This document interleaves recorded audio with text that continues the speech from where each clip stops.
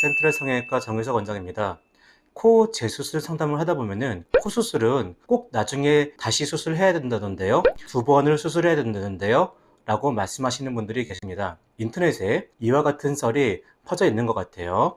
그런데 이 얘기는 사실일 수도 있고 아닐 수도 있습니다. 그 이유를 차근차근 설명드리겠습니다. 자, 코 수술은 대략적으로 2000년대 초반쯤을 기점으로 해서 수술 방법이 많이 바뀝니다. 자, 모형 해골을 보면서 설명을 드리겠습니다. 자, 이 해골에 실리콘을 올려볼게요. 그러면은 여기 딱딱한 부분은 뼈니까 넣으면 넣은 만큼 코가 잘 높아집니다. 관건은 제가 지금 누르고 있는 코끝인데요. 코끝은 연골로 이루어졌기 때문에 실리콘을 넣었을 때 눌리는 피부의 압력을 받아서 잘 높아지지 않는 경우가 많습니다. 그래서 과거 20세기에는 이런 모양의 L자형 실리콘 보이시나요? 이런 모양의 실리콘을 많이 사용했는데 이 실리콘은 콧대는 이와 같이 높이고 이 뒷다리 부분의 힘으로 코끝을 높이는 압력을 주기 위해 이와 같은 실리콘을 많이 사용했습니다. 그런데 이 실리콘을 넣었을 때는 피부에 압력이 증가하기 때문에 시간이 지났을 때 문제가 다소 생기곤 하는데요. 사람 옆모습을 한번 그려보겠습니다. 코가 있고요. 입술이 있고 턱이 있고요. 그러면은 L자형 실리콘은 코에 이런 식으로 들어가는 실리콘인데요. 끝이 뾰족하기 때문에 코끝을 높이는 쪽으로 압력을 줘서 처음에는 모양이 예쁘게 나옵니다. 하지만 계속적으로 피부를 압박하다 보면은 피부도 세월의 흐름에 따라 점점 얇아지면서 실리콘이 비쳐 보이죠. 더욱더 큰 문제는 이 피부가 계속적으로 실리콘을 압박을 하면은 결국에는 실리콘의 위치가 변형이 되기 쉽습니다. 이와 같은 식으로 살짝 들려진 모양으로 변형이 잘 되는데 이런 들린 모양을 옛날에는 버선코 모양이다 라고 해서 좋게 얘기를 했지만 요즘에는 이런 코 모양을 좋게 여기지 않고 있습니다.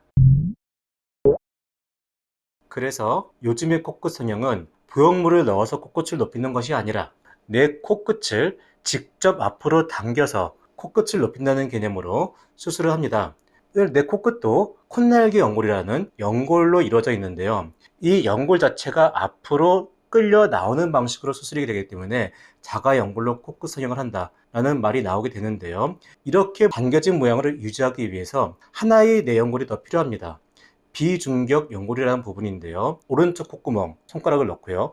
왼쪽 콧구멍 넣으면은 그 사이에 벽이 있죠. 그 부분이 비중격인데 이 부분에 연골을 살짝 뗍니다. 조금 떼어서 가운데 부분에 기둥으로 높여주고 그 연골에 내 콧날개 연골을 당겨서 묶어주게 되면은 반영구적으로 모양이 변하지 않는 코 모양을 만들 수 있기 때문에 근래에는 L자형 실리콘은 잘 사용하지 않고 자가 연골 특히 비중격을 이용해서 코 성형을 하는 것이 거의 대세로 되어 있습니다. 실제 고객의 사례를 보겠습니다. 좌측 사진이 L자형 실리콘을 쓴 경우고요. 우측 사진이 요즘의 방식대로 자가 비중격 연골을 이용해 만든 모양입니다. 좌측 사진 코끝이 뾰족해 보이고 코끝이 약간 들려 있고요. 우측 사진이 코끝이 둥그스름해서 좀 원래 자기 코 같고 티가 안 나는 경우인데요. 측면 사진을 보겠습니다. 이 L자형 실리콘을 쓴 경우가 코끝이 뾰족하지만 오히려 코끝 높이가 더 낮고 약간 들려있는 것을 볼 수 있고요. 코끝을 자가 연골로 마무리한 경우가 높이는 좀 더 높은데 오히려 둥그스름하고 들려있지 않아서 자연스러운 코 모양을 가지고 있는 것을 확인할 수 있습니다.